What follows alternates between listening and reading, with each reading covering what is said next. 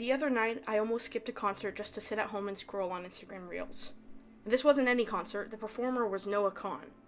For reference, Noah Kahan is the embodiment of how I want to be as a performer. Someone who audiences feel comfortable with, someone who is vulnerable in their music.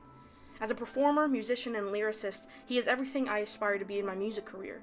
Yet I almost skipped his concert to sit in bed and scroll on Reels. I'm sure you've encountered something like this, maybe not to the extreme of seeing your favorite artist, but skipping family events, friend hangouts, plans that you were excited for in the moment when planning now just feel more and more dreadful the closer they get. After the concert, I laid in bed and wondered why I was so hesitant to go. Why standing, playing on my phone, then watching my favorite artist perform seemed like a waste of time. I realized that the majority of things nowadays seem like a waste of time, and ironically enough, the actual waste of time, scrolling on my phone, seems like the only thing worth my time. I think this habit stems from a multitude of places, but the first is my black and white thinking. I have a habit of driving 3+ hours for concerts, then waiting all day to get barricade. This concert was different, however. It was only 30 minutes from my house and I was okay not getting barricade. This difference made the experience feel too easy. If it wasn't going to be the most extraneous usage of my time, something that took all day and all of my energy, then I might as well not even consider it important. I had this feeling inside that if it wasn't going to be the best night of my life, there was no point in going at all. I noticed I feel this way about a lot of events, just going out with friends for example. If I'm not bringing my nice camera and don't have a good playlist and don't have the craziest night of my life, then I don't see the point in it. With school, if I'm not going to be the A+ summa cum laude student, well then I might as well just drop out. And this thinking ties back to something I learned recently, in all honesty probably on TikTok or Instagram Reels. It's the mentality of just because you spill some milk doesn't mean you should dump the whole carton on the ground. A lot of us subconsciously apply this thinking, and I think the way to solve it is constant reminders that the little things add up to bigger things, and the little things are just as important as the bigger things. Yes, that extreme A+ student who goes out all the time and has the best memories is great, but at the same time, that middle ground of someone who has decent grades and has a lot of memories with their friends is also better than the other extreme of someone who has all Fs and never leaves the house. I think in a culture that is so fast-paced and so obsessed with mass consumption, documenting everything and constant comparison, the little things that aren't black and white get erased. The other night, I never even considered the middle ground of going to the concert and maybe leaving halfway through if I still wasn't having fun. I never considered going into hangouts with the mindset that I can leave and go home if I'm not having a good time. Our culture has created this environment where we have to give everything or nothing at all. Black and white. The second reason why I think I almost skipped the concert was simply because scrolling is a phenomenal escape. For me, it allows me to plan all the things I want to do with my life with the safety net of never actually having to do them.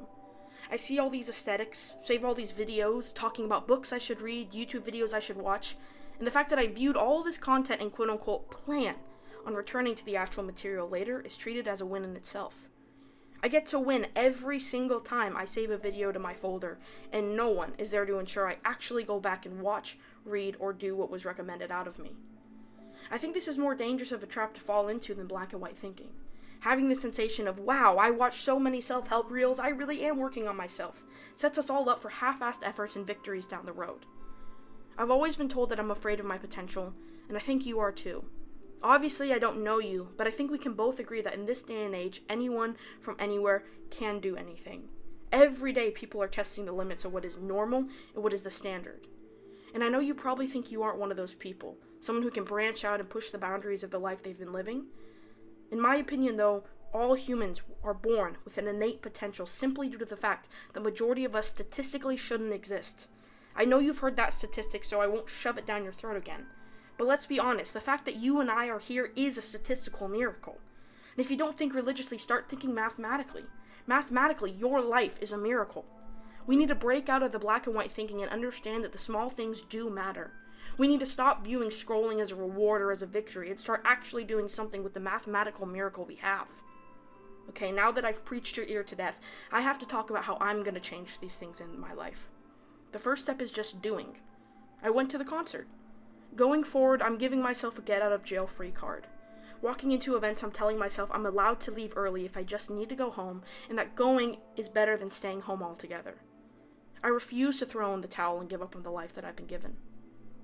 Secondly, I've decided I'm no longer allowed to save videos on Instagram. If I want to watch the YouTube video or read the book, I go and do it then and there. I start researching the book and see if it's something I really would read. I start the first 5 minutes of the YouTube video to see if it's something I really could be invested in. I see something I want or an aesthetic I want to grow towards, I send it to a friend or family member and get their opinion on it. I start valuing real conversations and real action over pretend victories. The most important part of all of this, though, is that I can't beat myself up for leaving early. I can't beat myself up if I don't love the video that was recommended to me. Negativity just leads to resentment, which is the recipe for disaster when it comes to building a better life.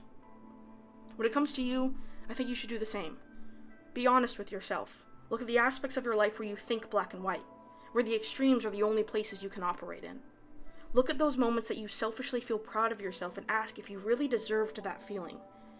Go easier on yourself, though. Sometimes you really do deserve the victory, and sometimes black and white thinking is okay. It's about finding that middle ground and remembering it's only your first time living. I hope you enjoyed the video, and as always, feel free to reach out in the Discord server linked below to chat, rant, or help me build a community of slow and meaningful self-improvement.